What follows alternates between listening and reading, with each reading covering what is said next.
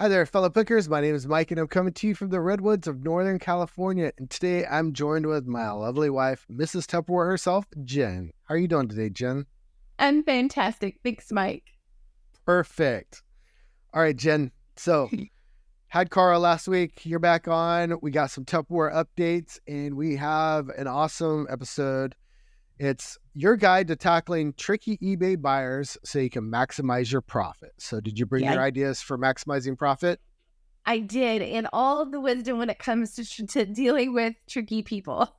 All right. So, what do you think makes us qualified for dealing with tricky people? What's your background in retail?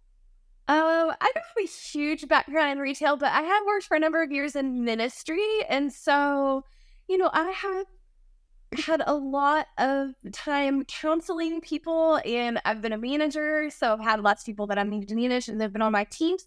And inevitably in life, we just learn from conflict. So I think I have some unique wisdom to bring to this conversation. The last one is about 5 years working at the front counter at our local church. So Yeah. And then for me, I've worked retail a good portion of my life, and now I'm working in the customer experience team for the company I work for now. So it's not like we're just fly by night, just in eBay for a year and think that we know everything about people and deal with people, but we actually have the customer service experience. So we kind of wanted to give our tips on what's going on because we faced a couple of pretty hard customers lately, and we're going to do that. But first, we have an exciting announcement.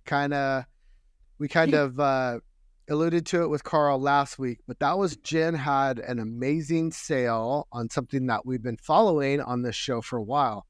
So Jen, you want to tell us a little bit about your update on the sweater? I do. I'm so excited, Mike. It's finally sold. I knew that it would. I knew that I needed to wait for sweater weather, or I needed to wait for Halloween, because I knew that someone would surely want this treasure for a Halloween costume, or just a part of their wardrobe, or maybe even a search as like costume for a film. That was my hope, was that one day that maybe I would just see it like as a costume in a film in the background. We've had it for a while, and we've been waiting for it to sell, and it finally did. All right. So give us a breakdown. What'd you sell it for? Sold it for $119. And of course, there was some taxes and some shipping and stuff. And so after the cost that we paid for the sweater, we ended up with about $80 worth of profit on it, nice, which I feel like is really good profit for a single item. I did originally think that there was going to be more profit on this particular item, but sometimes they just take just the right person. And so I'm pretty happy with $80 of profit for it. Yeah, it was a good pick. That's pretty substantial, and that's the kind of stuff that we want to find more of, but they are really hard to find out in the wild. So yeah, we'll stick with our $20 and $30 profits. I'll sell those all day long. Sure. All right. So diving into the episode a little bit, we're going to be talking about those difficult customers that you deal with in eBay. We've all had them. We know what they are. And some of the customers that we deal with are, so we have the angry customers, we have the demanding customers, we have unreasonable customers, and then we have the scammers that are out there. Ooh, the ugly scammers. So we're going to be doing a follow-up episode pretty soon on scammers. So we're not going to really cover that one too much today, but we did want to talk about the first three that I mentioned. So how to deal with difficult customers. The angry customer, my idea is you got to stay calm and listen to their comments, apologize for any inconvenience, and try to resolve the issue to their satisfaction. It's been my experience with talking to people in my present role that if I let them vent and get it off their chest, like 75% of the time, I find out that they're not even mad about what I'm doing. They're mad about something else in life, and they just need somebody to vent it out to. And I know we're not therapists, but just listening to the customer sometimes really diffuses what's going on. Yeah, so and empathizing can go a long way. Right. And that's my tip. And then, Jen, you had a tip too. What's your tip?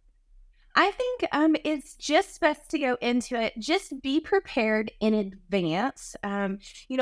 People are going to be disappointed somewhere along the lines. We haven't had any actually angry customers. Yeah. So I'm feeling pretty happy and excited that we haven't had to cross that. We've had over 100 transactions, and so far we've just had some what I would consider just like challenging or demanding or just attention sucking kind of customers that kind of just eat up, bits and pieces of an entire day.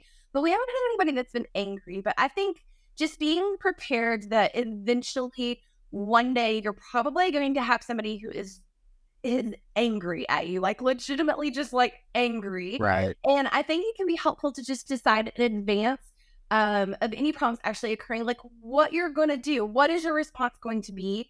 How are you going to respond? What is going to be some common things that feel agreeable to you that you could do as a solution to be solution oriented towards the anger and to try and like diffuse it before it lands you an unpleasant feedback comment, so just take some time to really think and decide in advance of who you're going to be, what your customers can expect out of you, what your character is going to look like. I think that goes a long ways.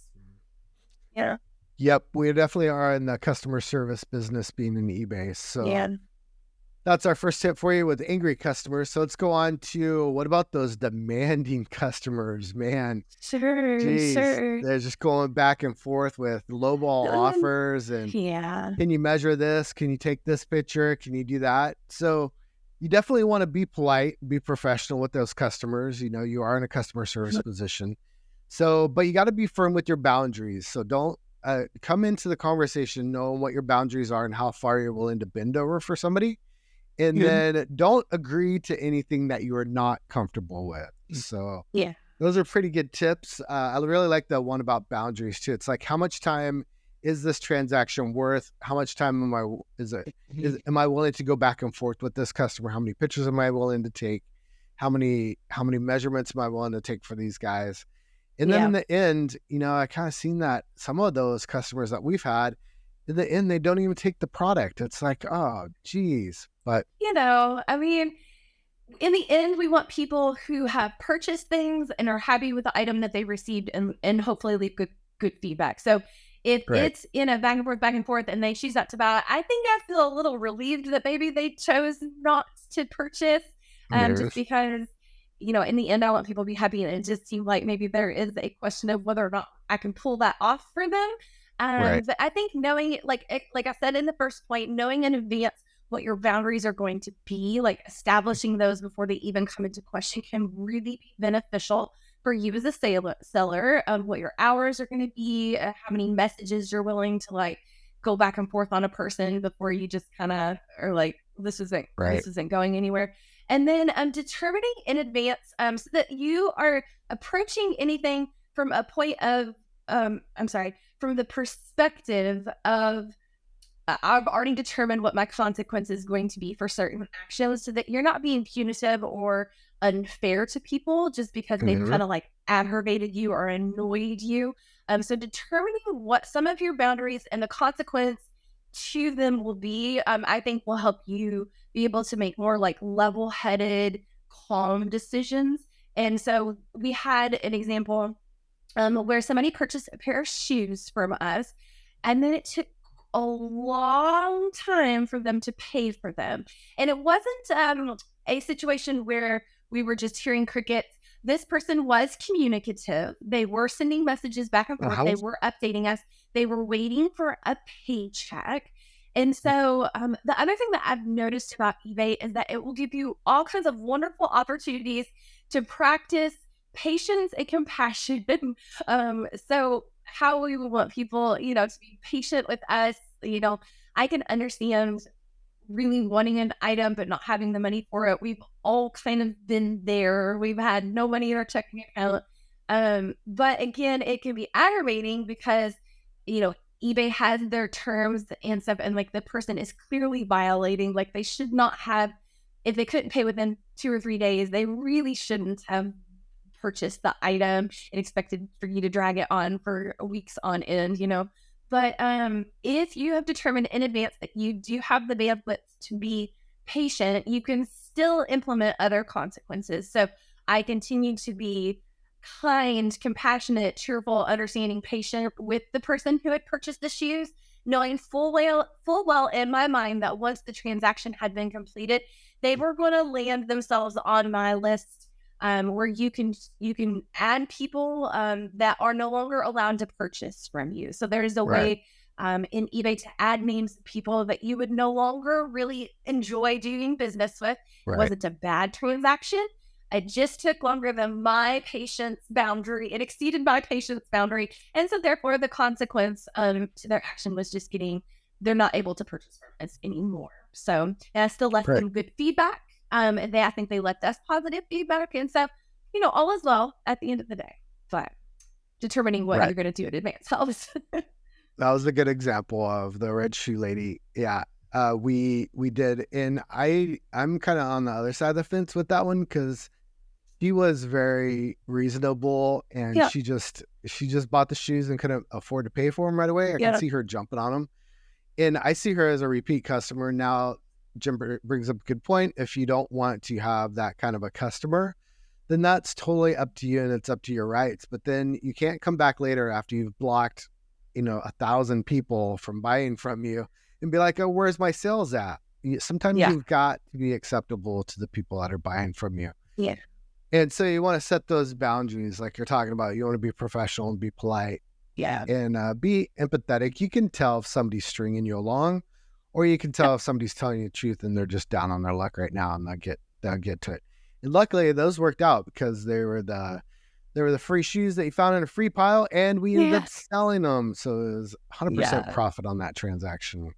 And I think that is what helped me to have more patience on that particular scenario. Like, I wasn't an item that I had paid anything for. So I was like, well, waiting for payday is not a big deal. But I can see how it could become an aggravation. You might be losing out on an opportunity on an item that you did pay for, waiting for somebody to pay for it. And in the end, you just don't know how it's going to go. In our example, it worked out well. But we've had examples where people have bought things and they haven't paid. And the natural consequence to that is also landing on our list of people who are no longer allowed to buy from us. So you have to use your gut instincts. Well, Mike, I think we've been lucky. Since I took over in April, I haven't had anybody that I would really consider unreasonable at this point. Thankfully, everything has arrived. All packages have tracking, and I check to make sure that they get delivered, and nobody has reached out complaining like that the package had been stolen, and thankfully nothing has been broken. We've had lots of feedback that everything's been wrapped well. So I know that the date is going to come, but I don't really think that is unreasonable. If something doesn't arrive or they don't get their package, that's not my fault. And so I hope that they would see that it isn't my fault. But, I'm prepared for it. One day it will happen. We will probably have somebody who's just completely unreasonable. And I will probably just bend to make them as appreciated and as happy as possible.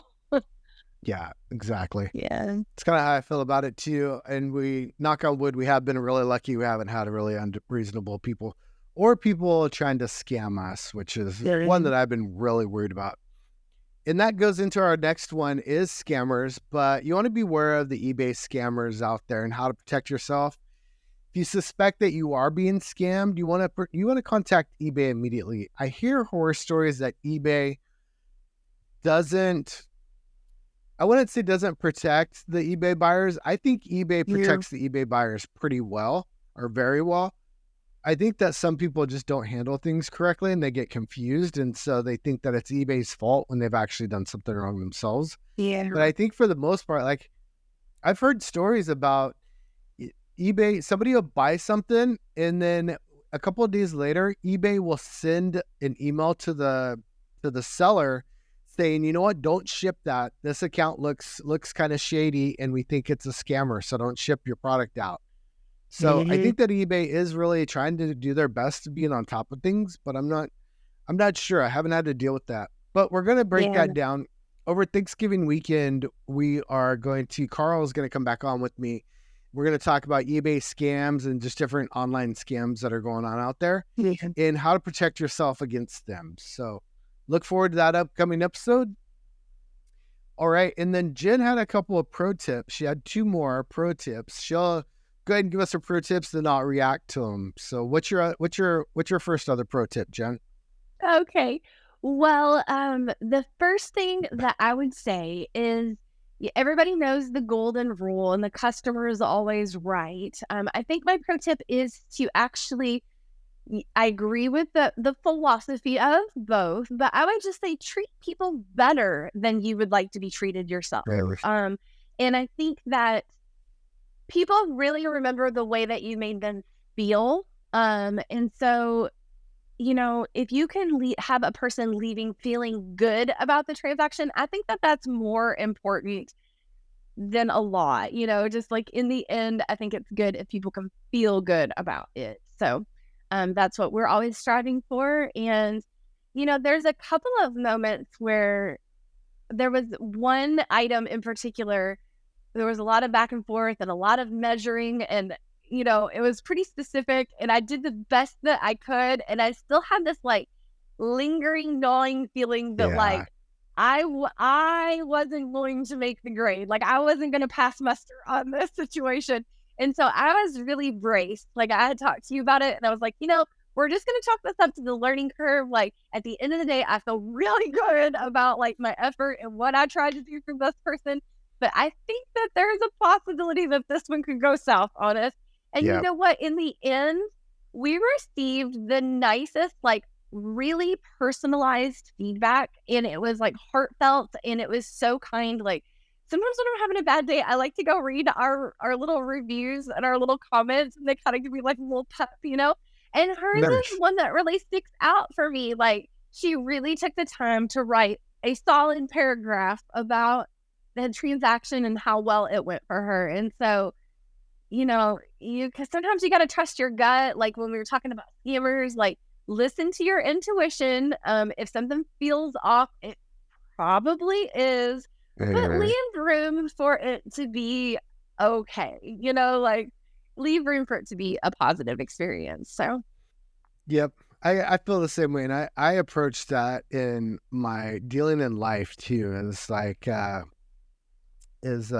treat people the way that you want to be treated, like Jen was talking about. And I think it really translates over to eBay too, because we're in the customer service field, and it makes, Jen has a southern saying, catch more flies with honey, or catch more bees with honey, or catch more flies? Well, it's flies. Flies are more attracted to honey than they are vinegar. So gotcha. You should try to be sweet, Mike. Yep. Try to be nice to your customers and try to do the best you can. And that's a great one. Okay, so you have one more for us. What's your last one? Yeah, my last one is to try as hard as you can to release your desire to be right. Even if you are factually correct, sometimes people will send you some communication about something. And you know what? It really doesn't help your bottom line if you insist on trying to be right. People really love to be right.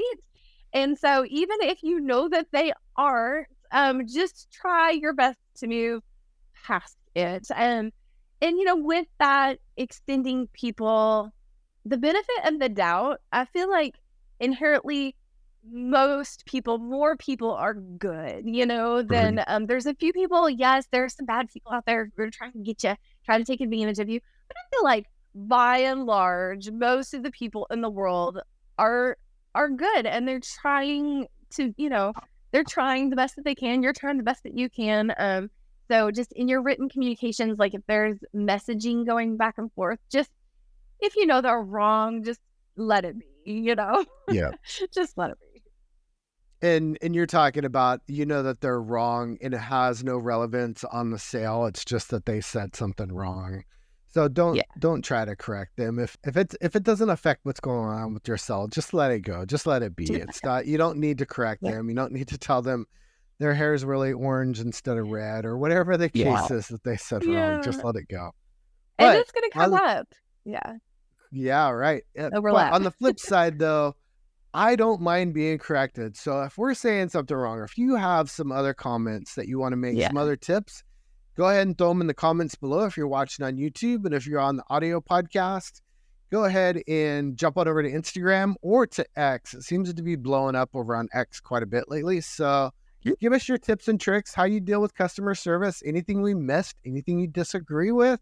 We're open to chat about that too. And I promise that we'll be nice about it. Yeah, we can really take it. We both have practice on receiving feedback. And so, I also try to put through the filter, like not everyone is well practiced at receiving feedback. So, Yes. if you don't know them, maybe you shouldn't offer feedback unless it's been requested. But we are requesting it. So. It's definitely something that I've learned in the years. I'm coming up on 50 and I am not above correction. Correction is only a chance for me to grow further. So I'm always open to stuff. And if you just are being mean and spiteful, then I know how to deal with that too. So yeah. All right. Couple more tips on protecting yourself on eBay from customer service. And customer services, document all your communications. Never, ever go outside. Never communicate outside with a customer on eBay.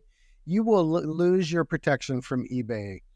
eBay sends emails. They have a list of messages, the little message tab up above. So just keep all your communications that you have. Remember to keep recordings of all your transactions. So this is pretty easy with eBay because they keep all that stuff for you. So keep all recordings of all your transactions.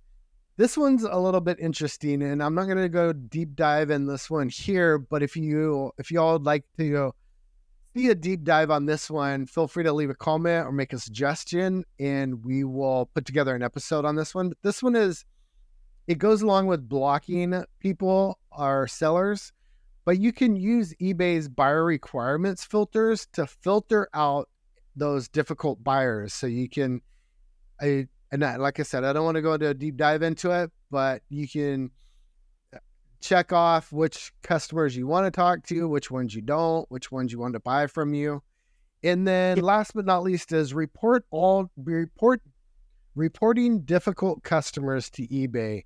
So if somebody's being spiteful or being mean, or you feel like that they're being a scammer, report them. It doesn't hurt to report them. And if eBay does their investigation and finds no fault, it doesn't go against the buyer. It's just you're being diligent and protecting all of us. They're, out of however many million customers are on eBay, there's a lot of bots and scammers, and people are doing very bad things, and we want to weed those out. So don't feel bad about reporting them. Yeah, absolutely. All right, Jen, I think that's going to do it for our list. If you like this podcast, would really appreciate it if you would jump on down and give us a review on Apple Podcasts or whatever your favorite listening app is. And then also, if you're listening on YouTube, go ahead and hit that subscribe button and click that little bell notification. And then finally, on all social medias, at Pickers Podcast, or over on X, we're at Podcast Pickers. You can communicate with us on that way. I love sitting on the couch watching TV, just answering comments and scrolling through and seeing what everybody's talking about, just connecting with the reselling community. All right, this is time for the Tupperware update. Jen, you ready for a Tupperware update on our Tupperware journey? I'm so excited. Yes. All right, so if you're new to the show, we bought a haul of vintage, new old stock. It was a storage unit full Tupperware. So we bought it for $1,000. It cost us $900 to get the trailer and traveling expenses to go pick it up. So we're all in for $1,900 on what they said was about 500 pieces of Tupperware, which we're getting to understand that it's more like probably 1,500 pieces of Tupperware the more that we're diving into this stuff. So far we've netted a profit. Carl corrected me on this last time. We're not in a profit yet, but we've netted from eBay $901.54, and that's after all the eBay fees. So that's the net profit of the sales. Now to that, minus the $1,900, we're at $998.46 to go to break even. Yes. Woo. I love it. We broke that $1,000 mark. And that comes in with, we have sold 59 listings. Now they haven't been individual listings. We've been bundling quite a bit of them. And then that is 18 listings just from the last episode that you have sold, Jen. Good job. I love that. I have been very busy. It's been lovely. You have been. Yeah. Yeah. We'll talk about that after this next line. So average net profit for each sale is $15.28. That's net profit that we're putting in our pocket. Now, it is going towards the cost of buying the Tupperware, so don't get me wrong, but we have a lot of Tupperware to go, and after that $998 that we have left, that's just all going to be pure profit into our pockets. Yeah. And that is up from $14.55 from last week, so that's amazing. Yay! And of course, there will be some things that we need to buy along the way. You know, we recently invested in a few different box sizes and some mailers, but we're using those for our other listings as well, and bubble wrap. You know, so there'll be some minor costs, but there is a lot of Tupperware left to go. So there is a ton of Tupperware left to go. So this question came up on it wasn't on the episode. We didn't record it. It was Carl and I talking offline. But he was asking me how much time you spend on listing and stuff like that. And I told him about 30 hours a week, 25 to 30 hours a week. Is that about right? I think so. I'm not really going to be the one who sets a timer or punches in and out. The reason I want to be at home and work from home is because I don't want to do that anymore. And so I feel like as long as I am joyful and I'm happy and I'm content, like, obviously, some days I work more than others. Some days I'm responding to messages later in the night than not. Sometimes I'm taking a slow morning. And so for me, that's really what this is all about. It is a blessing to me to have something that is a little flexible. And so I'm not really counting the minutes because I feel like the minutes are going to go by regardless. They pass anyways. And so some of them I'm making some money. Some of them I'm trying to pay back Tupperware costs. No, exactly. Where I was going with that point is, so just say that you're investing 30 hours a week right now. So you've listed maybe a quarter of the Tupperware that we have. And so I know that's kind of daunting to think about that number, isn't it? Yeah. So, but after you finish taking pictures and listing and doing all this stuff and getting it all organized and it's all on a inventory system out in the garage, then after that, you're going to have all kinds of free time. So you're putting in all the hours now, but later on, you're still going to reap all the benefits of selling those individual pieces or those lots that you're putting together. So investing the time in now is going to allow you to have free time in the future and just kick back, and it's kind of going to be passive income. So I don't know if we'll record or kind of pencil out how much time is actually invested compared to what we sit on after we get all the Tupperware listed. I don't think I want to do that, but it's going to be nice passive income once all this hard stuff is done with listing all this stuff. I love it. I love Tupperware. It's my favorite thing to buy. It's my favorite thing to source. I do miss going to yard sales and garage sales though, to be honest with you, because we have so much. Yeah, there's still some out there in estate sales, but because we have so much stuff though, we can't really afford to do anything else right now other than collect all the money from the Tupperware sales, to be honest with you. And once we get all of the Tupperware listed, like I promise you're going to be able to go back to your yard sales and to your thrift stores. There's always going to be stuff to buy. I love it. All right, fellow pickers, go find your treasures one story at a time. And remember, it's not reselling if you're not being nice to your customers. Yeah.